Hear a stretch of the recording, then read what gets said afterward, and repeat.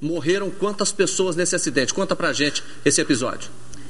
Jordevá, boa tarde a todos. A gente acabou de chegar aqui à sede da emissora, vindo lá do local do acidente. 2 pessoas morreram neste avião que caiu. A gente tem imagens do local do acidente, um avião experimental, modelo Icarus, prefixo PU-CSE.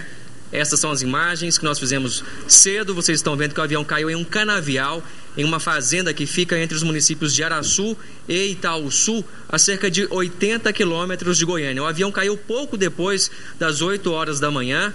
O piloto, a única vítima identificada até agora, é Edvard Rosa, de 72 anos. De acordo com o Corpo de Bombeiros, a aeronave decolou hoje cedo de Aruanã e vinha para Goiânia. Caiu então a cerca de 80 quilômetros de Goiânia. Como todo mundo deve ter percebido aqui na capital, o tempo fechado, bastante nublado. Lá também o tempo estava bastante nublado, é uma região montanhosa.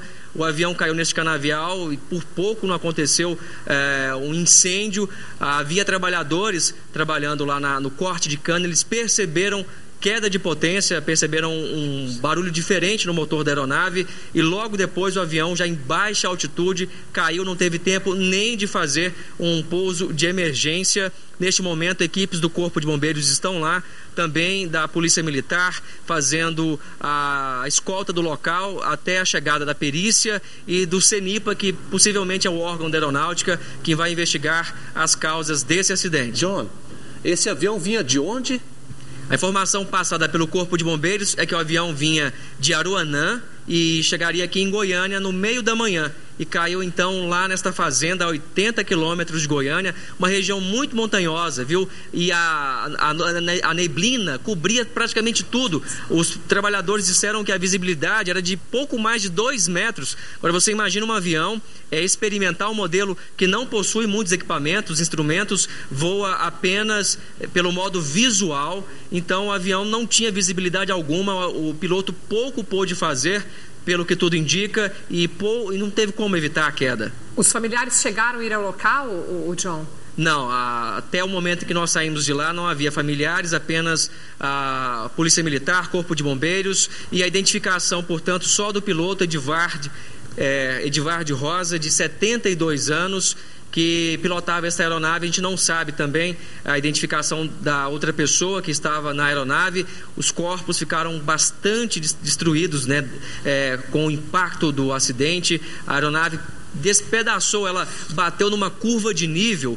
Quem conhece lavoura sabe, tem as curvas de nível para evitar o alagamento da lavoura, enfim, e havia um barranco. A aeronave bateu em cheio nesse barranco.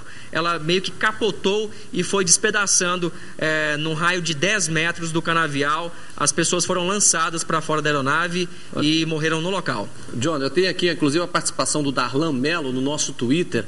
Ele diz o seguinte: olha, estão acontecendo muitos acidentes aéreos neste país ultimamente, né? Ele pergunta por que será que isso está acontecendo, né? A gente tem registrado aqui, recentemente nós mostramos aquele que envolvia a família do governador do Tocantins, Siqueira Campos. A gente percebe aí mais um acidente com 2 vítimas fatais, né? Um avião experimental, não é isso? Essa curva de nível aí evita, né, aquela questão da erosão nas lavouras, né? Muito bem lembrado por você, John, porque na verdade é lamentável isso, né? Quer dizer, será que esse avião poderia estar voando, dependendo das condições do tempo? Porque estava nublado, de manhã estava realmente tempo fechado, clima frio, uma garoa, e esse acidente aconteceu exatamente, né, nesse período de garoa, né, de tempo fechado aqui na capital. Fica o questionamento sobre o monitoramento dessas aeronaves e pessoas que estão pilotando também, né? John William, muito obrigada pela sua participação, e mais informações daqui a pouco também no Jornal Serra Dourada. Complementando, Luciana, Jordevá, a informação que a gente teve também lá no local é que o piloto era uma pessoa muito experiente, né, 72 anos, e que possivelmente, sabendo que a aeronave não dispunha, né, de equipamentos, instrumentos como radar, GPS, dificilmente ele enfrentaria o tempo tão fechado, mas que possivelmente ele saiu de Aruanã e foi surpreendido então pela neblina, pelo tempo bastante fechado. Lembrando que é uma região montanhosa também, né, John? Exatamente, o que dificulta ainda mais para o piloto voar nessas condições.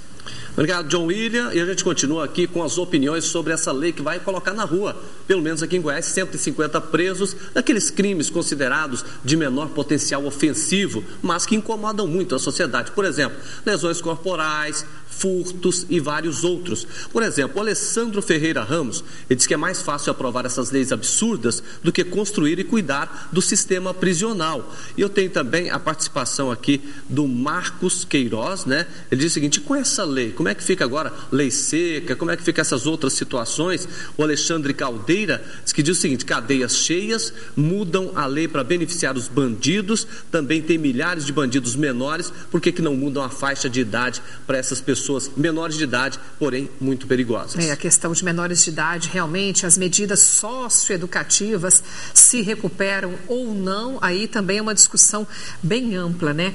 Tem aqui o e-mail do Henrique Fernandes dos Santos, a questão sobre o acidente com o avião. Essas aeronaves e os próprios controladores autorizam o voo, pois não estão ligando para as leis da ANAC. A opinião do Henrique Fernandes dos Santos. Olha, sobre essa questão que põe nas ruas, né, vários presos, a situação é a seguinte: